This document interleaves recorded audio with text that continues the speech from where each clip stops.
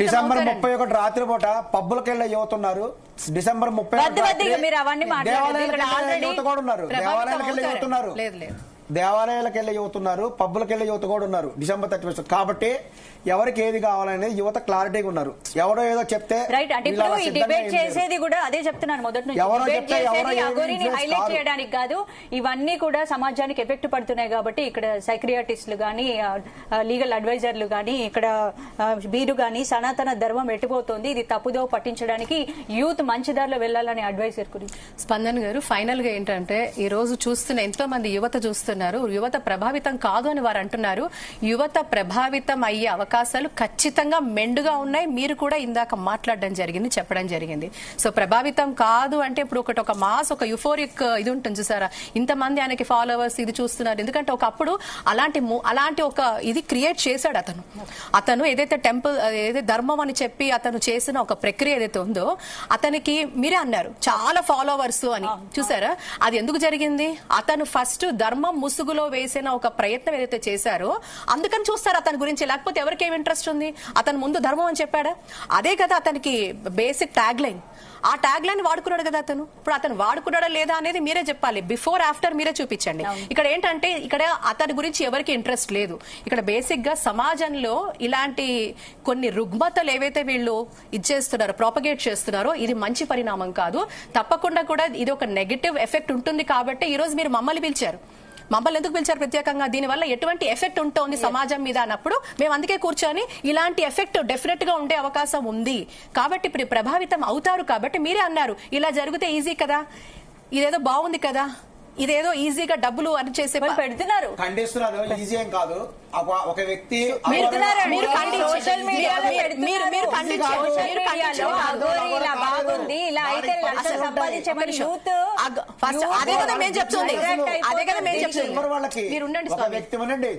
స్వామి మీరు నన్ను ఎందుకు విపరీతమైన పరీక్షలు ఉంటాయి. అశుద్ధం తినమంటారు. ఒక నిమిషం వినండి, ఒక నిమిషం ఉండండి. ఎవరైతే వీళ్ళు అఘోరా చెప్తున్నారు, ఏ అఘోరాలు అలాంటి చేయరు, ఇలా చేయరు, ఇలా చేయరు, ఇలా చేయరు. స్వామి మీరు ఊరుకోండి, మీరు ఊరుకోండి స్వామి, మీరు ఊరుకోండి. మీ అవకాశం ఇచ్చినప్పుడు మీరు మాట్లాడండి. అది కాదండి, వాళ్ళు అంత కఠినమైన పరీక్షలు అన్ని కూడా అయిన తర్వాత మళ్ళీ ఇందులోకి ఎందుకు వస్తారు? అంటే ఇంత మొమెంటరీగా ఒక పెళ్లి, నాకు జీవితము, ఒక వ్యవహారిక జీవితము, ఒక మెటలిస్టిక్ లైఫ్, నాకు ఫ్యామిలీ లైఫ్ అని కోరుకుంటాడా? నేను ఎన్నో పరీక్షల తర్వాత అఘోరి అయితే అఘోరిలాగా వెళ్ళిపోతాడు జీవితాంతం, దైవానికి సమర్పించుకుంటాడు. అంతేగాని మరి ఇవన్నీ జరగవు కదా. ఒకటండి నేను చెప్పేది ఒకటే, చాలా మంది అమాయక యువత అఘోరి కాదు మరి. స్పందన గారు అందుకే దౌర్భాగ్యం ఏంటంటే ప్రతి ఒక్కరు కూడా ధర్మ ముసుగులో, హైందవ ధర్మ ముసుగులో, సనాతన ముసుగులో అడ్డమైన పనులు చేస్తూ, అన్ని పనికిరాని పనులు చేస్తూ ఈ రోజు ధర్మాన్ని హేళన చేస్తున్నారు. మీరు ఇందాక అన్నట్టుగా దీనికి పీఠాధిపతులు గారు ఒక కోడ్ ఆఫ్ ఎథిక్స్, ఒక కోడ్ ఏదైనా ఇవ్వాలి. ఈ పరిణామాల్లో ఎవరైనా మాట్లాడితే వాళ్ళని ఖండించాల్సిన అవసరం ఉంది. ఇప్పుడు ఎక్కడైతే ఉందో ధర్మం ముసుగులో వీళ్ళు ఎవరైనా ఏదైనా మాట్లాడేసి ప్రభావితం చేస్తామంటే ఊరుకునేది లేదు. ఎందుకంటే what is the message they are giving to the society? ఈ రోజు మీకు గవర్నమెంట్ సహకరించింది అంటే, పోలీస్ శాఖ సహకరించారు అంటే, నీ మెడలో నువ్వు వేసుకున్న కాషాయాన్ని మీద రెస్పెక్ట్ ఇచ్చి నీ గౌరవించారు. నువ్వేం చేస్తున్నావు అని కాదు, నీ మీద, నీ ఒంటి మీద ఉన్న కాషాయానికి నీకు ఇచ్చిన రెస్పెక్ట్ ని నువ్వు దుర్వ్యోగనం చేసుకుంటూ, నువ్వు హేళన చేస్తూ, ధర్మాన్ని హేళన చేస్తూ, ఏవో పనికిరాని పూజలన్నీ చెప్పుకుంటూ, what is that? What non sense is this? చెత్త కాదు ఇదంతా. అట్లా ఎందుకు? నీ కాషాయానికి ఉన్న రెస్పెక్ట్ కి ఈరోజు ప్రభుత్వాలు నీ రెస్పెక్ట్ ఇచ్చారు, కానీ నువ్వు చేస్తున్న పనికిరాని పనుల గురించి కాదు. ఇది తప్పకుండా ఖండించాల్సిందే. ఈ రోజు అప్పీల్ చేస్తున్నాను, ఇలాంటి పిచ్చి వేషాలు వేసిన వాళ్ళని, సమాజాన్ని తప్పుదోర పెట్టించిన వాళ్ళని, ఇది ఎవరైనా కూడా. ఇప్పుడు మీకు వ్యక్తిగత స్వేచ్ఛ ఎంతవరకు ఉంటుంది? రైట్ టు లైఫ్ ఎప్పటి వరకు ఉంటుంది? మీరు మీ పరిమితిలో పని చేసిన తీరు వరకే నీకుంటుంది. నువ్వు సమాజం బయటకు వచ్చి నువ్వు విపరీతాలు చేస్తున్నప్పుడు, విధ్వంసాలు, నువ్వు విపరీత ధోరణి నువ్వు చూపిస్తున్నప్పుడు నీకు చట్టం దాని పని తప్పకుండా యాక్షన్ తీసుకుంటుంది. ఈ రోజు ఉమెన్ కమిషన్ దగ్గరికి వెళ్ళారంటే వాళ్ళు క్వైట్ గా ఉండరు కదా. ప్రభుత్వాన్ని దగ్గరికి వెళ్తున్నప్పుడు మీరు ఛాలెంజ్ చేసినప్పుడు క్వైట్ గా ఉండరు కదా. ఎప్పుడైతే సమాజ హితం తప్పి మీరు ప్రవర్తిస్తున్నారో మీరు అఘోరాలు ఎలా అవుతారు? మీరు సాధువులు ఎలా అవుతారు? సమాజ హితం కోసం ఎలా ప్రవర్తించాలి? ఇవన్నీ ఏంటి? నువ్వు దేవుడే నా దిక్కు, దేవుడే నా ధర్మం, నా ప్రాణం కిందకు త్యాగం అన్నారు కదా. ఆ ప్రాణ త్యాగం అంటే ఏంటి? దానికి చాలా పవిత్రత ఉంది. దానికి చాలా పవిత్రత ఉంది. కాబట్టి నువ్వు అలా చెప్పినవాడివి ఈ రోజు ఒక అమ్మాయి గురించి మాట్లాడి ఎప్పుడు ఎందుకు ఇంతమంది మాట్లాడుతున్నారంటే ఆ ఒక్క అధికారం నువ్వు ఇచ్చావు. ఈ రోజు నువ్వు ఒక పబ్లిక్ డొమైన్ లోకి వచ్చేసి నేను దేవుడే దిక్కు అన్నప్పుడు ఆ దిక్కును మర్చిపోయి ఆ దిక్కుని మర్చిపోయి ఈ రోజు నువ్వు ఒక చేసిన ప్రక్రియ వల్ల ఈ రోజు నిన్ను సమాజం క్వశ్చన్ చేస్తుంది. సో సమాజానికి క్వశ్చన్ చేసే అవకాశం అతను ఎందుకు ఇచ్చాడు? సమాజానికి ఆన్సర్ చేయాల్సిన బాధ్యత. కాబట్టి ఎందుకంటే ఇంకొకటి మీరు ధర్మాన్ని అన్నిటికీ మించి ఈ రోజు ఎందుకు ఒక రకమైన ఇది వస్తుంది అంటే నువ్వు ధర్మాన్ని అవహేళన చేస్తున్నావు. దానికి మించు రాజకీయ నాయకులు అంటున్నారు, పూజలు అంటున్నారు, ఎవరు కావాలంటే what non sense is this? ఏం మాట్లాడుతున్నాం మనం అంటే ఈ రోజు ప్రతి ఒక్కరు స్టార్ట్ చేస్తాడు అంటే ఈ ఒక పొలిటికల్ సిస్టమ్ ని క్రిటిసైజ్ చేస్తున్నారు. పొలిటికల్ సిస్టమ్ వస్తుంది. మీరు నేను నాస్తికులు కాదు, నేను ఆస్తికుని మీకు చెప్పాల్సిన అవసరం లేదు. నాకు సమాధానం ఈ రోజు సొసైటీని నేను దేవుడు నమ్ముతాను, దేవుడు నమ్మకానికి సంబంధం లేదు. అమ్మ మాట్లాడుతుంది సమాజ సనాతన ధర్మం గురించి, నువ్వు మాట్లాడుతున్నావు సనాతనం గురించి. నువ్వు వాడికి సపోర్ట్ చేస్తున్నావు అంటే నువ్వు వాడికంటే పెద్ద మూర్ఖుడు లాగా ఉన్నావు.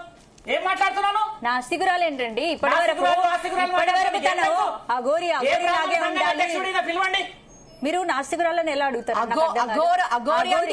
అఘోరి అంటే ఎలా ఉండాలి, దైవాన్ని ఎలా స్మరించాలి?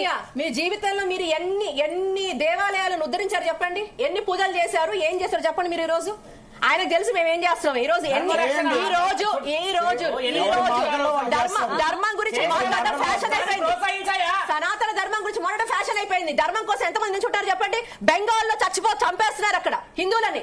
ఎంతమంది వెళ్తున్నారు చెప్పండి? వెళ్తున్నారు మీరు? వెళ్ళండి, ఈ రోజు వెళ్ళండి, ఈ రోజు బయలుదేరండి, ఈ రోజు వెళ్ళండి. మీరు సాటి మనిషిని మనిషిగా గౌరవించలేనిది, సమాజ హితం కోరుకోలేనిది అలాంటి వ్యక్తుల గురించి మీరు మాట్లాడుతున్నారు.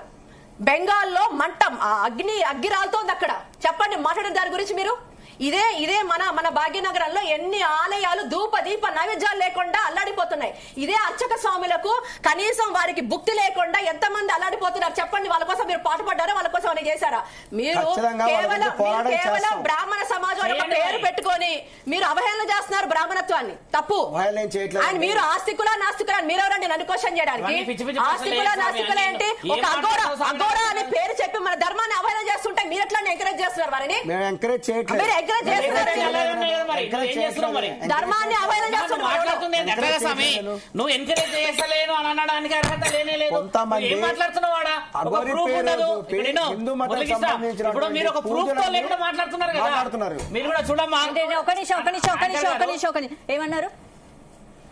ఒక ప్రూఫ్ మతం అనేటువంటిది అదే చెప్తున్నాను. నేను అన్ని కూడా చట్ట ప్రకారంగానే చేస్తా. మీరు చెప్పింది 100% చట్ట ప్రకారంగా. లౌకిక రాజ్యంలో ఎవరికి నచ్చిన మతం చట్ట ప్రకారం ఎవరు వెళ్తున్నారు, ఎవరికి నచ్చిన పూజ వాళ్ళు చేసుకుంటారు. ఎవరికి నచ్చిన పూజలు వాళ్ళు చేసుకోవచ్చు, ఎవరికి నచ్చిన పూజలు వాళ్ళు చేసుకుంటారు. ఎవరిని ఫోర్స్ చేయట్లేదు, ఎవరిని ఫోర్స్ చేయరు. ఏ మతానికి నచ్చిన వాళ్ళు నచ్చిన పూజలు చేసుకుంటారు. ఏం మాట్లాడుతున్నారు?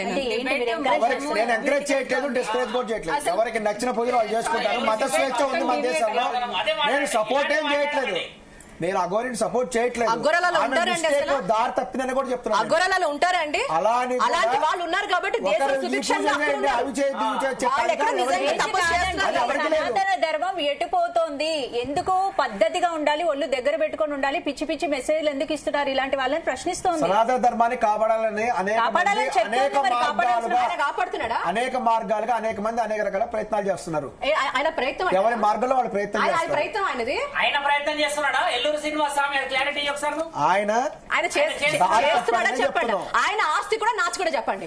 ఎవరు మీరు? అతని అఘోరా అని చెప్పుకోబడే వ్యక్తి ఆస్తి కూడా నాచి కూడా ఖచ్చితంగా దేవుడి మీద నమ్మకం అసలు అతను చెప్పండి. అతను నాస్తి కూడా ఆస్తి కూడా దేవుడి మీద భక్తి భయం ఉండాలా చేస్తాడా? ఆ ఉద్దేశంతో పూజలు కామెంట్ చేయడం అనుకోండి, అనవసరంగా ఇబ్బందులు అది చెప్తున్నది. పిచ్చి పిచ్చి మాటలు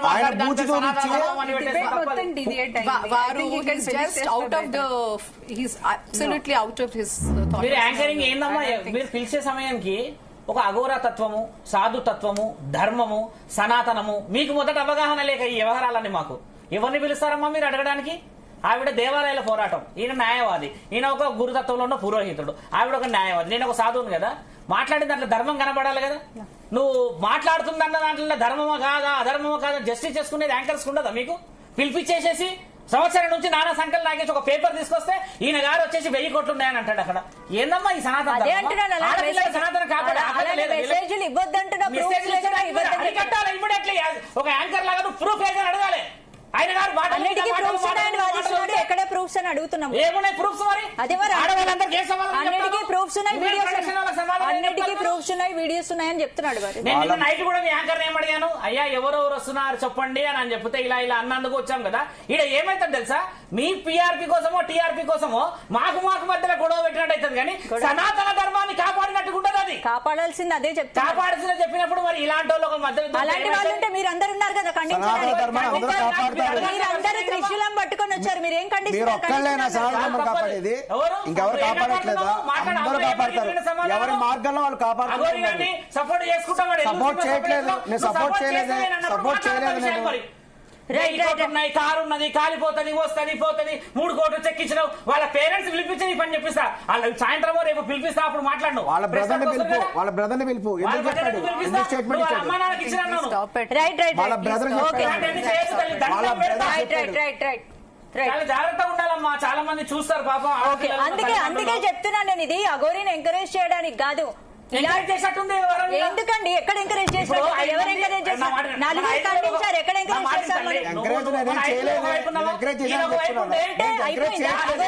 చేశారు? ఆయన ఎందుకు మాట్లాడిండు అక్కడ? ఆయన కూడా సపోర్ట్ ఉన్నాడు. ఆయన ఎలాంటి భక్తి ఉంది? ఆయన భక్తి నా భక్తి వేరా? ఎల్లూరు సినిమా వదిలే మాటలే ఇవన్నీ. ఆయన వర్షన్ ఆయన చెప్తే మనందరం ఖండిస్తూ వస్తాం. ప్రూఫ్స్ లేని మాట్లాడొద్దని చెప్పారు. తప్పదు, మీరు ఆలోచనతో పోండి అమ్మా. ఏం ఆశిస్తూ మాట్లాడుతున్నారో నాకు అది కూడా అర్థమైతలేదు. తప్ప ధర్మం కాపాడాలనే ప్రయత్నం చేస్తారు, ఎవరి మార్గంలో వాళ్ళు ప్రయాణం చేస్తారు. మీరు ఒక రకంగా కాపాడితే, నేను ఒక రకంగా కాపాడితే, ఆమె ఒక రకంగా కాపాడతారు. అందరూ సనాతన ధర్మాన్ని కాపాడడానికి ప్రయత్నం. అందుకే పవన్ కళ్యాణ్ గారు